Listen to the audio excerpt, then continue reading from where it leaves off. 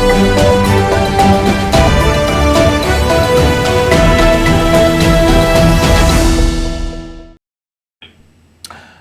स्वागत है आप सभी का न्यूज 21 में। मैं हूं आपके साथ उमंग माथुर और आप देख रहे हैं अपना बिहार। आइए बुलेटिन की शुरुआत करेंगे इस वक्त कुछ प्रमुख खबरों के साथ। जिले के नरहट थाना पुलिस ने ऑपरेशन मुस्कान के तहत एक बार फिर बड़ी सफलता हासिल की है। पुलिस ने आधुनिक तकनीक और साइबर ट्रैकिंग के जरिए जिले के विभिन्न थानों से गुम हुए 15 मोबाइल फोन बरामद किए, जिनकी कीमत लाखों में आंकी गई है। नरहट थाना अध्यक्ष उमाशंकर सिंह ने बरामद मोबाइल उनके असली मालिकों को एक विशेष कार्यक्रम में लौटाए। मोबाइल वापस मिलने पर लोगों के चेहरे पर मुस्कान लौट आई। उन्होंने पुलिस का आभार जताया। एसडीपीओ गुलशन कुमार ने बताया कि सभी मोबाइल गुमशुदगी की रिपोर्टों के आधार पर तकनीकी विश्लेषण से ट्रैक किए गए। मोबाइल धारकों में सावन सौरभ, श्वेताराज, अंशुराज, मनीषा ताती आदि लोग शामिल रहे। नवादा से ऋषभ कुमार की खास रिपोर्ट।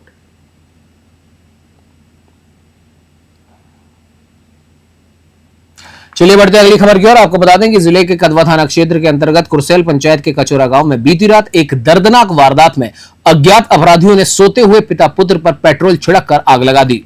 इस घटना में 12 वर्षीय सुनील कुमार मंडल की इलाज के दौरान मृत्यु हो गई, जबकि पिता राम कल्याण मंडल गंभीर रूप से झुलस गए हैं और अस्पताल में जिंदगी और मौत से जंग लड़ रहे हैं। बताया जा रहा है कि घटना रात लगभग 12 बजे की है, जब दोनों घर के बरामदे में सो रहे थे। पेट्रोल डालकर उन्हें आग लगाई गई, जिससे घर का एक हिस्सा भी जल गया। शोर सुनकर पहुंचे ग्रामीणों ने किसी तरह आग पर काबू पाया और दोनों को अस्पताल पहुंचाया। घटना से गांव में रोष और दहशत का माहौल है। पुलिस ने मामला दर्ज कर जांच शुरू कर दी है। थानाध्यक्ष विजय प्रकाश ने कहा कि जल्द ही दोषियों को पकड़ लिया जाएगा। कटिहार से सुमन शर्मा की रिपोर्ट। उसका पिता भागलपुर अस्पताल में एडमिट है। जैसे ही खबर मिला हम लोग अपना और सहयोगी के साथ हम लोग घटनास्थल पर आए और सुन के काफ़ी दर्द हुआ। और ये घटना छोटा घटना नहीं है, ये दिल दहलाने वाली घटना है। इस तरह की घटना हमारे क्षेत्र में नहीं हुआ करता था। क्या घटना घटा है बाबू? मेरा बड़ा को और भाई को पेट्रोल छिड़क के आग लगा दिया है। कुछ पता चला कि कौन लोग थे? बोलो। पता तो नहीं चला है। क्या नाम है पिताजी का आपका? राम कल्याण मंडल। कहाँ है अभी वो? अभी वो वहाँ पे है, हॉस्पिटल में इलाज चल रहा है। हाँ। भाई का क्या नाम था? सुनील कुमार। क्या डेथ हो गया है? डेड हो गया। आपका क्या नाम है? मेरा नाम द्रौपदी कुमार। चलिए बढ़ते अगली खबर की ओर। आपको बता दें कि एसपी अजय कुमार ने पुलिस कार्यालय में एक अहम पहल करते हुए 20 लोगों को उनके खोए और चोरी हुए मोबाइल फोन वापस सौंपे। बरामद किए गए मोबाइल की कुल कीमत करीब 3.5 लाख रुपए आकी गई है। मोबाइल मिलने पर लोगों के चेहरे पर खुशी झलक उठी। उन्होंने पुलिस प्रशासन का आभार जताया। इस मौके पर एसपी ने बताया कि यह कार्य भारत सरकार की CIR योजना के तहत किया गया है। उन्होंने बताया कि जैसे ही कोई मोबाइल खोता है या चोरी होता है, उसे CIR पोर्टल पर दर्ज किया जाता है, जिसके बाद पुलिस उसकी ट्रैकिंग शुरू करती है। इसी प्रयास का परिणाम है कि आज 20 मोबाइल उनके मालिकों तक पहुंचाए जा सके। एसपी ने नागरिकों से अपील की कि मोबाइल खोने या चोरी होने पर तुरंत CIR पोर्टल पर शिकायत दर्ज करें, जिससे त्वरित कार्रवाई संभव हो सके। लखीसराय से संतोष कुमार गुप्ता की रिपोर्ट।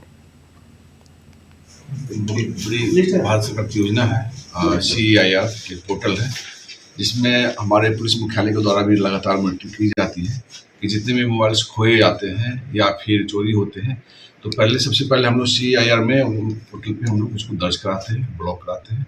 उसके बाद फिर हम लोग उसको प्रयास करते हैं कि वो जो मोबाइल कहीं है उसको हम लोग प्राप्त करें। तो उसी के तहत हम लोग 20 मोबाइल को आज प्राप्त किए हैं, सबको डिस्ट्रीब्यूट किए, बांटे हैं। खबर लखीसराय से है, जहां भाई बहन के प्रेम के प्रतीक रक्षाबंधन पर्व को लेकर बाजारों में खासा उत्साह देखने को मिल रहा है। शनिवार को पड़ने वाले इस पर्व के लिए शहर की दुकानें रंग बिरंगी राखियों और स्वादिष्ट मिठाइयों से सज चुकी हैं। बहनें अपने भाइयों के लिए स्टोन, जरकन, मेटल और रुद्राक्ष की फैंसी राखियां खरीद रही हैं।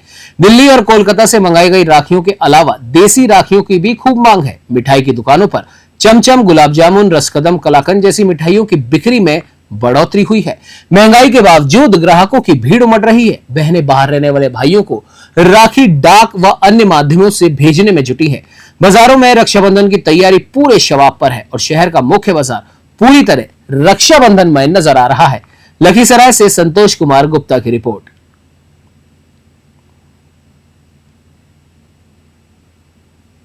चलिए बढ़ते अगली खबर की ओर। आपको बता दें कि जिले में गंगा की सहायक हरुहर नदी के जलस्तर में तेजी से वृद्धि ने टाल क्षेत्र के किसानों की कमर तोड़ के रख दी है। घाट कुसुम्भा प्रखंड के 5 पंचायतों में हजारों एकड़ में लगी धान व मक्का की फसल पूरी तरह जलमग्न हो चुकी है।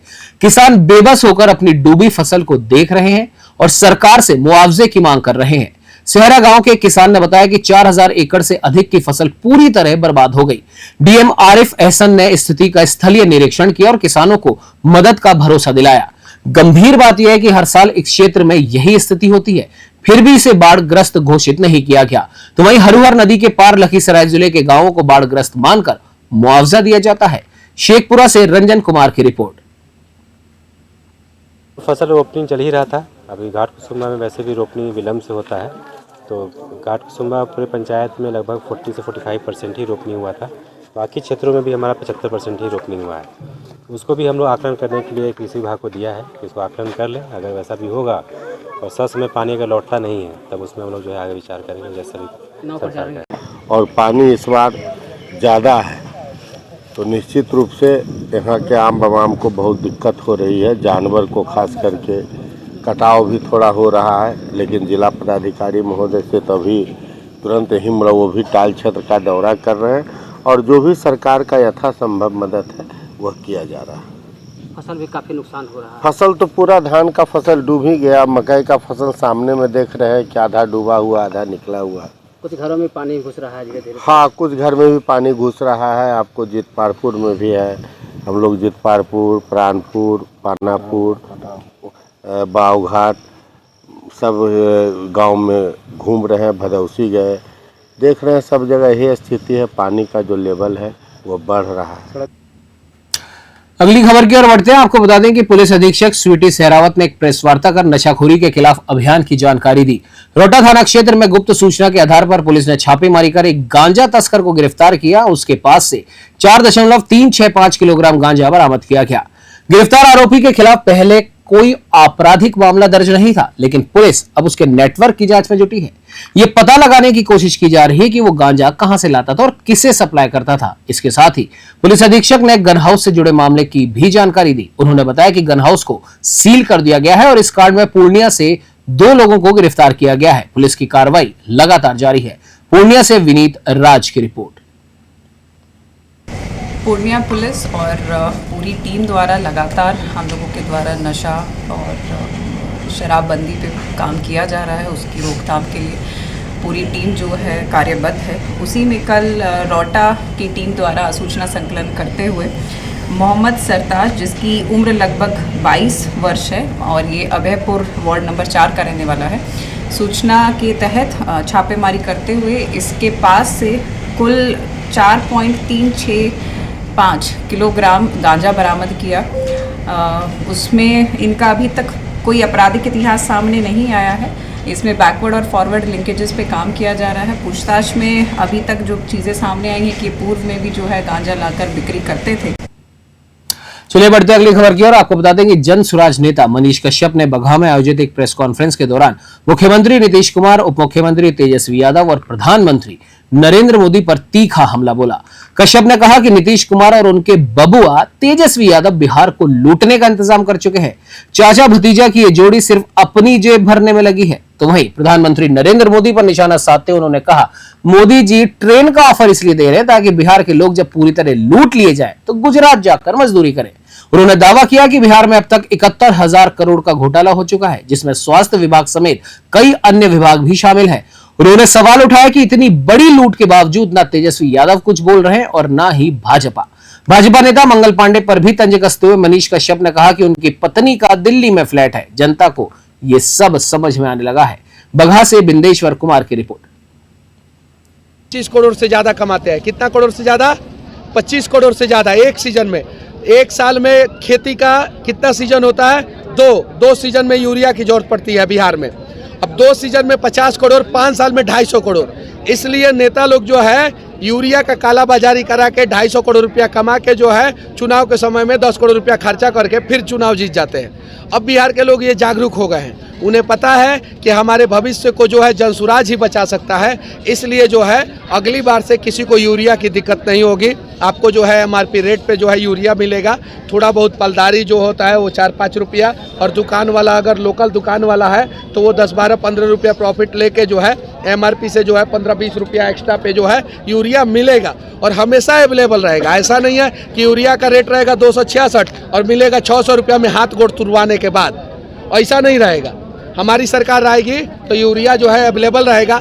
हालांकि यूरिया अभी भी है, यहाँ के नेता लोग कह रहे हैं कि जितना यूरिया बिहार में चाहिए उससे सरप्लस यूरिया है। आपको नहीं भरोसा है तो बिहार के सबसे बड़े यूरिया सप्लायर का स्टेटमेंट आप मीडिया में जाके सुन सकते हैं। अब कौन है वो आप लोगों को पता है, पूरे बिहार का सबसे बड़ा, अपने चंपारण में ही बैठे हैं, पश्चिमी चंपारण में ही बैठे। उनका स्टेटमेंट सुनिए कि यूरिया सरप्लस है, जितना किसान को यूरिया चाहिए उससे ज़्यादा यूरिया है। तो फिर यूरिया जा कहाँ रहा है? यूरिया कहीं नहीं तो कहीं कालाबाजारी के तहत जो है नेपाल चला जा रहा है, दूसरे जगह चला जा रहा है, और बिहार के किसानों को यूरिया नहीं मिल रहा है।